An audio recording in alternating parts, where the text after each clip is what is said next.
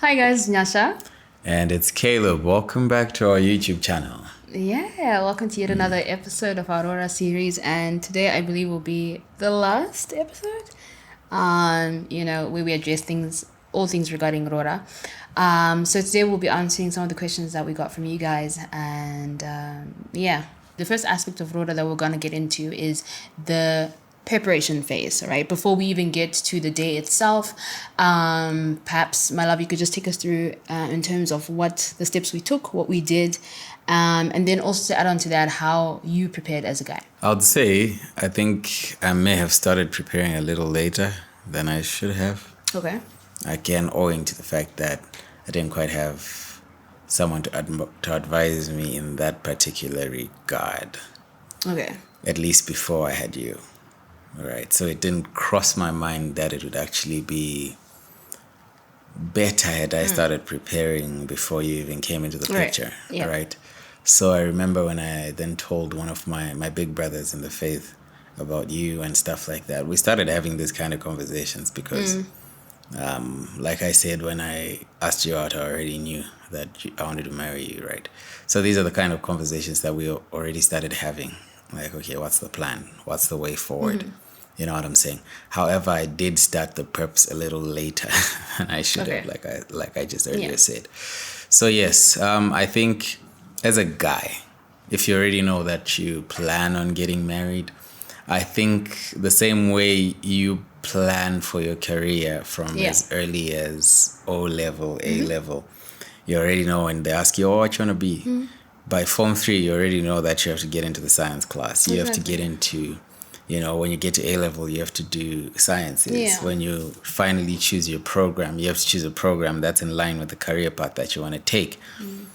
Right. So I think if we are to apply the same due diligence to prepping for marriage, you already know that you'd like to, you want to. And it's a very important aspect of life. So I think it'll be good for you to start preparing much earlier. Exactly. Yeah. You don't need to wait until you get into your 20s to prepare. And again, I'll say this, if we are going to be scriptural about this, the Bible does say that a good man prepares an inheritance Yeah. for his children's children. Yeah. So ideally, it'll be good to start having conversations with your parents, with your father, about the way forward with that. Exactly. So that they too can help you in preparing for Roora. You know what I'm saying? Because sometimes I think we sell ourselves short when we start preparing 2 months before, we start preparing the moment we get the Unnecessary girl. stress. Yeah. And then sometimes that adds to the delays in marriage. I was telling one of our cousins the other day, Kuti, you know what? Don't rush into this thing. And then on the flip side, don't delay getting into Exactly. it. You know what I'm saying? And sometimes these are some of the things that delay just because you're not aware of what you need to do. So I think as African men, we just have to accept that Aurora is part and parcel of the marriage package. So Yeah. it might do us well to actually start preparing financially Exactly. earlier than we normally do. That's so true. You know what I'm saying? And that might not look that can look like putting aside certain monies in that regard, but that can also look like having a proper financial stream. Yes. You know, Yes. building up your financial stream. So it might not be the fact that maybe when you're in Form 4, or maybe you're in Upper 6, or maybe you're now in varsity, you start putting aside money for Aurora just there and then, but you can start making sure that the streams that will bring the Aurora income are in place. Yeah.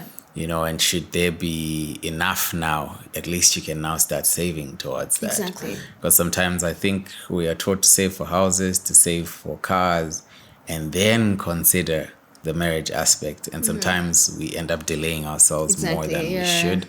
And I think maybe one of these days we'll have mom come through and we can talk about the benefits of marrying early. You know what I'm saying? Anyway, I think that's part of yeah. Those are some solid points. I think, like you said, when we're preparing, when as a gentleman, when you're preparing for Roora, treat it the same way that you would prepare, to buy a house, to buy a car. Just be intentional about it. I was just chatting with my husband, before we sat down to shoot this, and I was just sharing about, like, some people I know who literally, when they started working, you may not be able to start saving up as early as university, but I know some people who, when they started working, they started putting money aside because they knew that one day, I want to get married. And I think that's actually a great cheat code, especially in Zimbabwe with the kind of economy that we have in our country. It's not the easiest sometimes to just fork out a large sum of money when you need it. So why not start early on? Yes, the woman may not be in your life, but you can start preparing. Yeah. I think you prepare because of the vision to marry, not necessarily the person. Exactly. You know what I'm saying? Yeah. So read books also about marriage. And as you read books about marriage, like my wife has already said, prepare financially for that. And allow me to also add this component to your preparation. Relationships with your family members are actually going to count a lot when it comes to the Roora aspect. So it might do you well to actually invest in those. Because we are not lone rangers, and you'll see as time goes on that when it comes to Roora, yes, it involves you and your person, but it's beyond you and your person. It's actually a family event. You know what I'm saying? Which is why I was also highlighting on the fact that you need to actually start engaging your parents and speaking to them about the fact that, hey, in the next couple of years or in the next few years down the line, I want to marry. Yes, I may not have the person right now, but I do want to marry. How would you advise me to go about it? What should I? You know what I'm saying? Those are things that we should not run away from talking to our parents about. Because you might find that there's a lot of advice that they'll give you that'll help you down the line. I think this also ties into the next point where someone was asking about Samba. Where's that question? Should be question number 10, right? In our case, of course, there was no letter. That's pretty much what the question is asking for our international audience. There's basically what they used to do is that the guy would take a letter. I don't actually know exactly how it was, but basically I take a letter. Yeah, you would take the letter. I don't know who takes the letter, but there's a letter that is taken to the wife's family, basically just to show intent and all of that. But we didn't do that necessarily. We went through her father's sister, whom we call Tete. All right. So this is when the family relationships begin to come in. Again, you'd understand that she was the first lady to get married in her family. So that meant, and most of... In my immediate family. So like most of the things we were doing, we were literally learning on the job. So it's not that we know everything, but at least there are a few shortfalls or a few aspects that we learned as we went on. I was also the first guy to get married in my family. So we were literally learning as we went along, you know what I'm saying? But I found that just having genuine relationships with family members is very important actually in this whole process. So yes, as I was saying, we showed intent, we spoke to Tete. Yes. That was our point of entry basically because she's the one basically who will then take the issue forward. And again, I must also say that because of the nature of our relationships with our parents already knew that we were together. They knew. They already knew our plans. They were involved in our plans. However, when it came to this aspect of our plans, we had to make sure to do things in an acceptable way. Yes, exactly. In an honorable way, because I wasn't just going to pitch up and be like, okay, I think dog's Roora. Exactly. To your father. You know what I'm saying? So at least if we do things in a way that's acceptable to your culture. So actually find out from your family that, hey, how do we do this? Exactly. Find out, both sides, how do we do this? What's the expectation? She can also do the same. He can also do the same. That's so true. Yeah, I really do agree. For us, it was very important to respect our culture. Our parents are very understanding. We have the freedom of, communicating and speaking with them, but we felt it was important to respect our culture. And we also learned more about our culture in the process.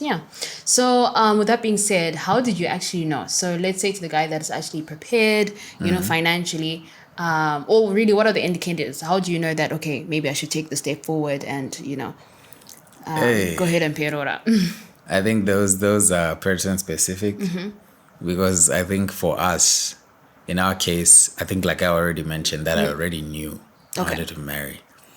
And I think when the time had come, we kind of had an inclination, like, you know what, I think It's now is the time. Yeah. So even with everything that then happened, the shortfalls, the thefts and all of that, we didn't change because Exactly. we had already made the decision, and Exactly. because it also involves family. So at that point, it would have looked like I was Yes. unserious. So I think, how do you know it's time? I think that's honestly dependent on the people. Like I said earlier on, don't rush it, and also don't delay. Exactly. See where you are in life. And again, I want to say, some people wait too long. Like, hey, I want to have a car, I want to have this, I want to have that.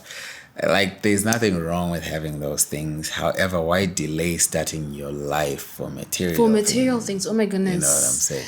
That is so true. Actually, I was reflecting on this yesterday. I was just reflecting on my own life because for a very long time I was very career oriented, and even when we spoke initially, I think you can testify to the fact that a lot of my things were there's certain things I wanted to do, and I was very strict about. But then when time came for us to take these steps, there was a conviction in my heart that no, it's actually time. Yeah. It is actually time. And yesterday I was looking back at a specific thing that I wanted to accomplish before, and I actually hadn't managed to accomplish that thing by the time we got married. And looking back, I was like, oh my gosh, I could have actually completely missed it. Yeah. And delayed something that yet it was already God's time. So Sure. I think also being Christians, it's important that yes, you have your own checks, you have certain things you want to do, which is great. We shouldn't be ignorant, we should plan. However, the most important thing is actually being aware of God's timing concerning your life. Yeah. I was listening to Bishop Doug the other day, and he was talking about, I think along these lines, that there's a time where a person should actually focus and get married. Like like I mentioned earlier on, sometimes we focus, on school, we want to focus on our career and all of that. But then again, we delay certain important things, Yes. certain important aspects Yes. of life because of things like that. And then one other thing that I was reflecting on was the fact that sometimes you dedicate your life to your career, right? You dedicate your life to certain companies, and Yeah. at the end of the day, you miss out on certain life milestones because of Yes. certain companies, and then some people have just been retrenched just like that, That's with so no true. explanation, with no packages, with nothing. You know what I'm saying? Exactly. And then you start reflecting. You're like, oh, so I missed out on life just because of a career, or I missed out on life because of this place that I was working for, who didn't really appreciate me, so to speak. Exactly. You know what I'm saying? So I'm like, I feel things like marriage are things that are very important, especially to an individual's life, to an individual who wants to. Yeah. It's actually a very important aspect of life, That's so true. which, again, I'll say, do not rush into it. However, also don't delay it. I used to have an issue with certain, let me not expose people, but I'll just say, you could clearly see that these two people, first of all, they know they're the ones for each other. Yeah. They have received wise counsel. They've also received confirmations from God and all of Yeah. that. They are working. They're able to take care of each other. And they're just not getting married. And the reason is, we're trying to progress. Progress in what? And there isn't like a definitive goal again. Yeah. And it's like, okay, so when you get there, what then? Are you going to be more ready? Exactly. You know what I'm yeah. saying?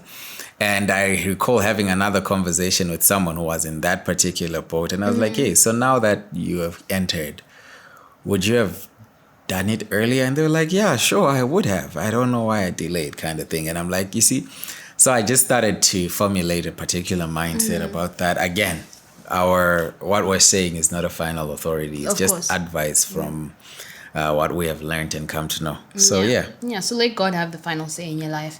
Ultimately, He orders your steps. So, Yeah. All right, so the next question. Before we go on to the next question, I wanted to just say, I understand you hear us talking a lot about culture and stuff like that. As Christians, I know sometimes we assume kuti, because Christ came, He died for us, He eliminated culture. That's not true. He didn't eliminate culture. He eliminated evil in culture. Yeah. So it's still an honorable thing to honor where you came from. And I believe that God honors that. Yeah, that's so You know, true. when you honor your parents, when you honor where you came from. And I don't mean kuti start going to, ungodly places just because that's what family dictates. Yeah. No. as long as it's within the context of honor to God, first of all, and honor to your parents and to your family, I think we should also be willing to, to go with it. Yeah, that's so true. Unless it violates your value system and what Yeah. you stand for as a Christian. So I just thought I'd put that out there just so that at least there's a bit of a balance on that. Yeah. Thank you for that. So, what was the hardest and the most exciting thing about Roora preparations? Oh my goodness. I think for me, the hardest part was the aspect of the numbers. Okay. Yes. Only because, but I think we did touch on length in the previous video, only because we had our ideal picture, quote unquote ideal picture. And I think the biggest struggle was there, the numbers issue, only because we were so focused on, this day that we had planned in our heads. So that was the hardest part for me. And then the most exciting part, oh my goodness, just seeing family come together, just seeing both sides of the family coming together, just the support we received. For me, our wedding and Roora process is really brought me together with a lot of family members, and even on his side of the family, getting connected to people on his side of the family is on the process. So I am big. I've mentioned this so many times on this channel, but I'm so big on family, and it just the Ubuntu was just something else. So yeah, just getting to see the oneness amongst us and our loved ones, and just also unity in faith. A lot of people were praying for us. So even when the day came, it was like, oh my gosh, these are our prayers being fulfilled. Yes. Yeah. So yeah, what was the hardest and most exciting part for you? Man, I think you already know. No, we don't know. You already know. I think just the attacks I faced financially in preparing for this. Losing certain things, losing a lot of money just in preparation for this. However, I think it was important, I guess, that those things happened in the way that they did, because at the end of the day, I was no longer leaning on my financial capacity, but on God. Yeah. It was hard, of course. It was a hard lesson to learn. I would not wish that experience on anyone. But I think from that lesson, I just learned that, from the very beginning, trust God. Yes. Whether you have streams of income, you have things that you want to do, or whatever the case is, just learn to trust God right from the beginning. It's not, because sometimes certain situations like this can then come up because you were not trusting God. Exactly. And you opened up a door that allowed the enemy to come through. You know what I'm saying? And of course, it also taught me the wisdom of just general wisdom when it comes to certain aspects of life. Yeah. That there must always be due diligence. Don't just jump into things, or don't just be trusting. Yeah. You know what I'm saying? So yes, and by trusting I mean people, not God. God trusting, definitely. So yes, that was definitely the hardest part. I think I remember breaking down this one time when I'd come back home and they told me that the money was stolen and all of that. And I just broke down. But I think that was the moment of surrender where I was like, you know what? It happened before. God restored. It's happened again. Now we don't have a lot of time, but you know what? God is in control. Yeah. And surely things then came into place, and God was faithful nonetheless. To the more exciting parts, I guess, it was definitely when, which was the most exciting part about this whole thing, when everything was done. Okay. When we had Uchirad, when we had when we had gotten in, and we'd finally been given the woman. I think it was a short-lived excitement because I just had to then travel back to Bulawayo, But I think for me, it was more so a moment of relief that, wow, after all of this, we have finally made it and we've landed. Yeah. That's so true. And I'd like to add on, though, in terms of the hardest part, just as you're speaking, the memories of those moments, of those months came back. We did have a rough patch leading up to Roora because of the enemy was just stealing left, right, and center. And it was very difficult to see you go through that. It was so hard. Because you're always so supportive and so present and, God trusting. And I felt like I really had to step up during that time, especially prayer-wise, because I could tell you are showing up. but you need God's strength to keep standing. So that was very difficult. And I think also, just to chime in there on the ladies' side, I think it's very easy to get caught up in the, oh my gosh, it's Roora or it's wedding, to get caught up in the planning. But it's also important for you to be sensitive of what your partner's going through. And it's also important for you to actually really be praying for them, praying with them, because sometimes they won't be able to pray on their own.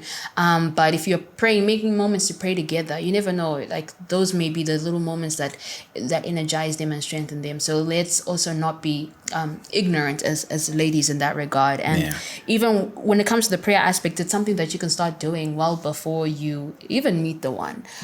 Pray for God's covering over his finances, over the works of his hands. And So next question. How did you come up with your final guest list, and how did you deal with those who felt snubbed? Did we really come up with a guest list?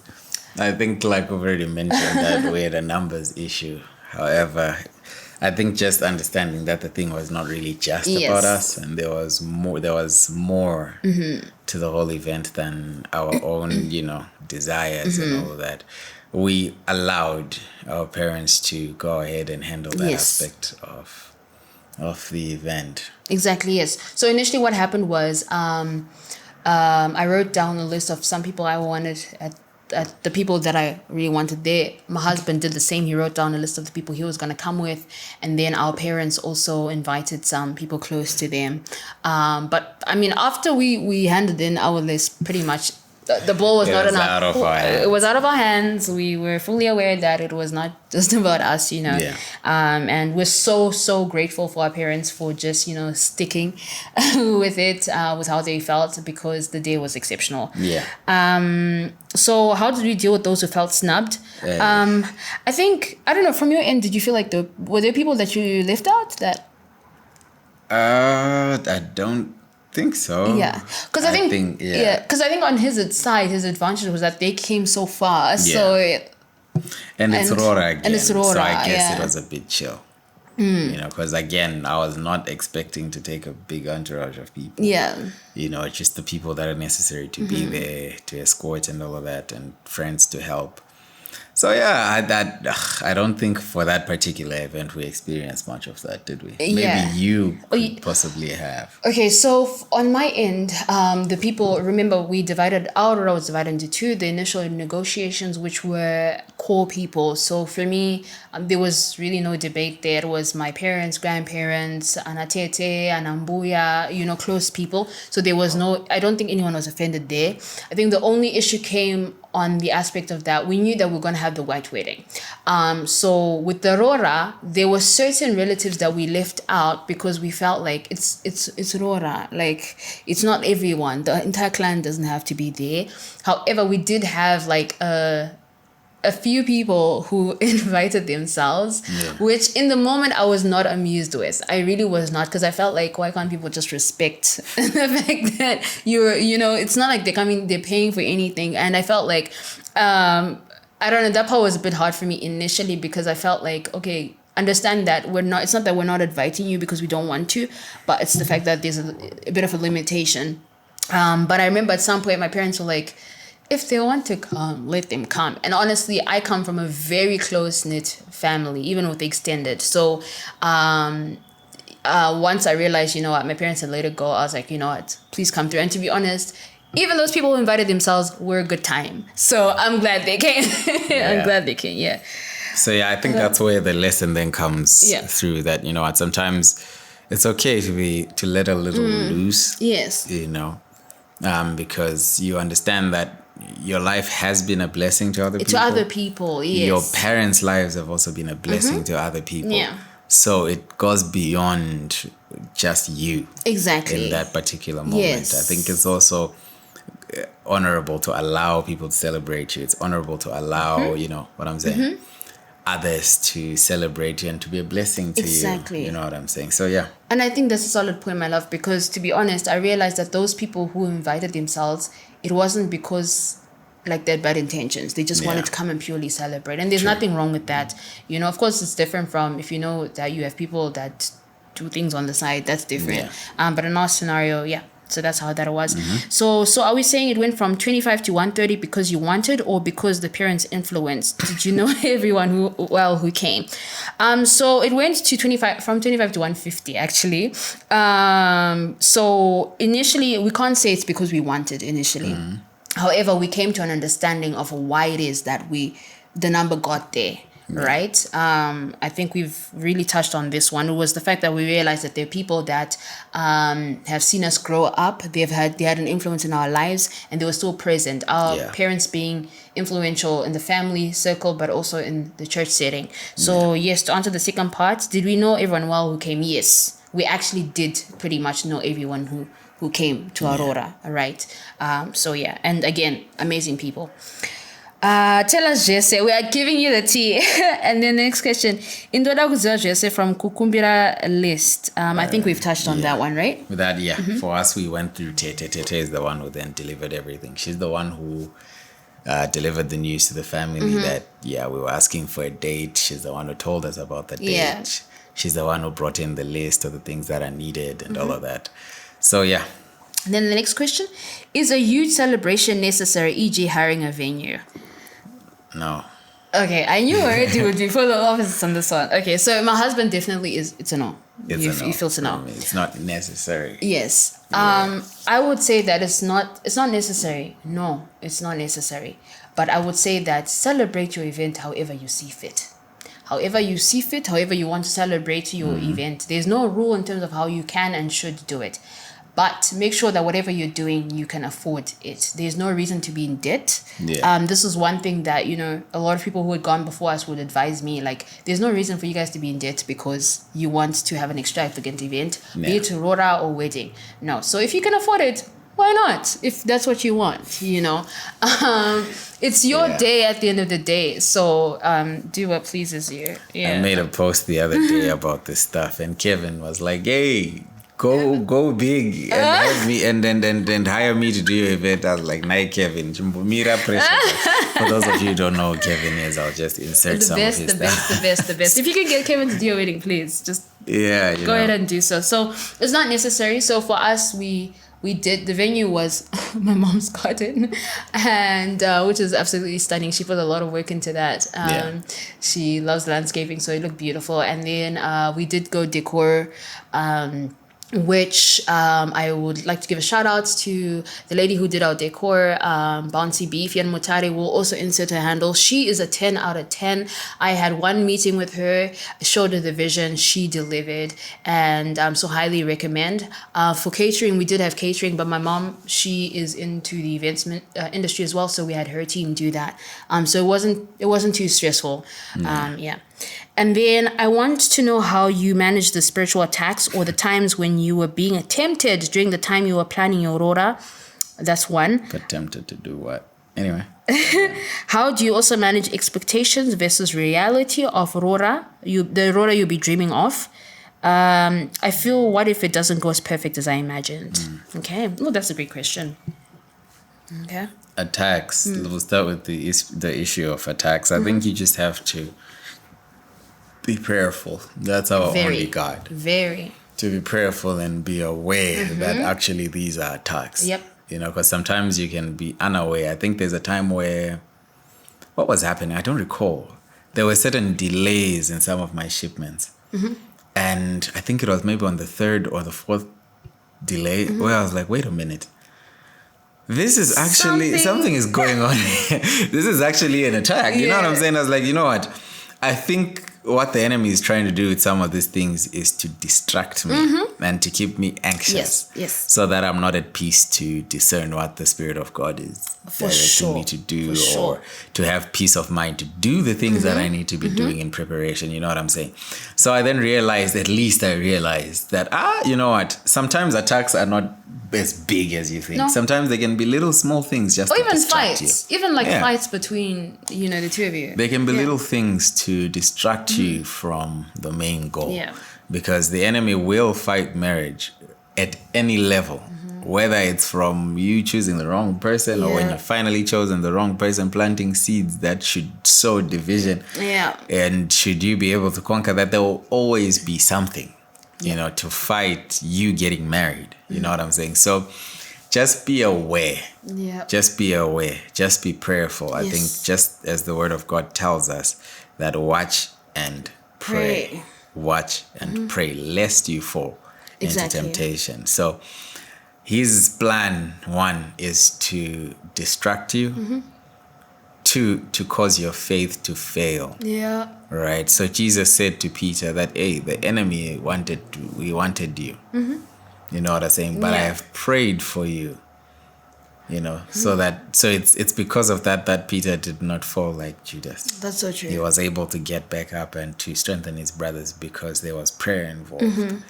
So you and I actually, when you decide to marry, when you decide to go through this process, decide to have a prayer life. Pray into it A right steady from one the too, beginning.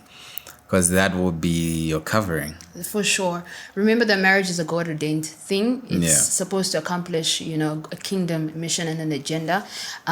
So because of that, the enemy, the attacks, they are coming. Yeah. They will come, they'll continue to come, and they will not stop because you got married. That is just the reality. So you have to remember that, like the word says, we wrestle not against flesh and blood, but against principalities and powers. So you have to take your stance in the place of prayer and just be steadfast. There's no other way to deal with that, because also when you are spiritually alert, you are able to then discern the attacks of the enemy and then also respond appropriately, because some of the attacks will come through people, especially in the processes. Sometimes it might be a relative that begins to pinch the wrong nerve, you know, and then it'll cause chaos. So being aware, when you're discerning, you realize that, okay, actually, I need to pray over this, I need to pray over that. Yeah. So even as you're planning your Roora, your wedding and so forth, please just be discerning of what God is asking you or leading you to cover as well in prayer. Yeah. And just to be more on the practical side, set a time to pray. Don't wait for things to happen No. for you to then No. pray. Just set a time and No. say, okay, you know what? Yeah. For the sake of this thing, we're going to pray every day at such and such a time for this Yes. length of time. It's a noble thing to do, and it'll help you actually to keep standing. It'll help you Exactly. to keep consistent. And the fact that it's the two of you, you'll keep each other accountable. Exactly. You know what I'm saying? So yeah, I think that's one of the ways. And guys, let it be clear, we're sitting here today simply because of prayer. Yeah. It's just the things we the things we encountered is just God was fighting for us. Sure. Yeah. So don't neglect that part. In terms of temptation, well, we were miles apart, one. And I think also just again from the dating phase, yes, of course temptation will be there, but when you set boundaries and you're also just both alert spiritually, I think it will really help you. But I think for us, I don't know whether I should call it an advantage, but we were actually just miles apart. We were in different countries most of the time. And then even when we were in the same country, we were like miles apart. So, yeah. And I think for temptation, I understand that perhaps this question was more so us being tempted together. But given the fact that we had the long distance aspect, allow me to also speak specifically to the guys. That even though people know you have someone, they are still going to try and shoot their shot. I literally, I know this is going to be controversial, but I won't say where and how it happened. There was this girl. She knew I was about to get married. She knew all these things were in process, but it didn't hold her back to tell me that she had feelings for me. Yeah. And I acted like I didn't hear her. But here's the thing. How it then was not a temptation for me is because I then went straight and told one of my friends. Yeah. I was like, hey, bro, you see this? This is what she said, this is what she's done, and this is what I did. I acted like I didn't hear. But I just want you to know that this is what's happened. Yeah. In case, you know what I'm saying? So already because of that accountability that I had, nothing was going to happen because these guys were going to check me. Yeah. You know what I I'm like saying? that. So in as much as I had already made the decision that my wife, she is mine, you know what I'm saying? It didn't stop others from trying to knock on the door. You know what I'm saying? True. So in those moments when people do knock on the door, before it even sits on your heart or sits in, don't let it sit in your mind. Let it out, tell someone. Because given we were in a long distance relationship, so it could have happened that I could have let it sit in my mind and never know what was going to happen. You'd entertain it, and then before you know it, you're like chatting before you know it. You know what I'm saying? Exactly. So have an accountability system to ensure that you don't actually end up, you're not found wanting. You know what I'm saying? And I think that's even accurate even into marriage, because how do you think people end up cheating? Yeah. All right. It's a seed that's sown that you entertain and then it grows. True. So, yeah. What is the other Then part? managing expectations versus reality. Yeah, All right. I think that's more on you because you're the one who had like expectations for these things.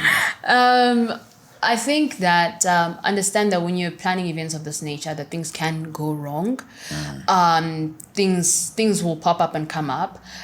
So you just have to accept that things can go wrong. One of his sisters, Cynthia, shout out to you. She said something to me. I don't know if she even remembers this, but she said something to me. But this was more towards the wedding, and I want to share this because it helped me. And she was just saying that something will go wrong, but you need to make the decision to still enjoy your day regardless. Because you find that when you plan events of this nature, most times you have a team of people who they'll fight the fires without you actually knowing the fires are happening. You know what I mean? So just know that things may not go perfectly, but decide to prioritize what's important at the end of the day, and it's your union. Your decor may not look as pretty, the food may not come out as great as you expect, but what's important is actually the union. Okay. And then what's wrong with wanting 25 people to come for your Roora? Please clarify on that, please. There's absolutely nothing wrong with that. I think what we're trying to help people to understand is that the Roora, the wedding stuff, is not just about you. No. There's more involved in it. And especially if you're thinking relationship, remember, yes, you are starting a family of your own. However, you two are coming from other families. Yes. You know what I'm saying? You are becoming a part of something that's bigger than you. So I think those are other factors that need to be considered. Exactly. You know what I'm saying? Yeah. Yeah. So there's nothing wrong. If 25 is what works for you, why not? Yeah. So there's nothing wrong with having a small number. Okay. Yeah.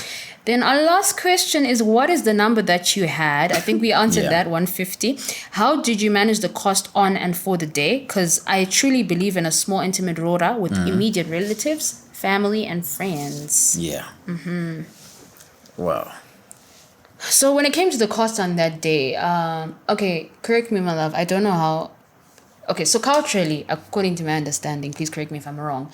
When it comes to the Roora, the day of the Roora, the husband is obviously coming to play lobola, but then the event is technically hosted by the bride's family, right?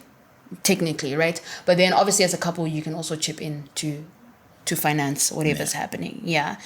So for us, honestly, we just had a solid support system. I think that's the best way to summarize that.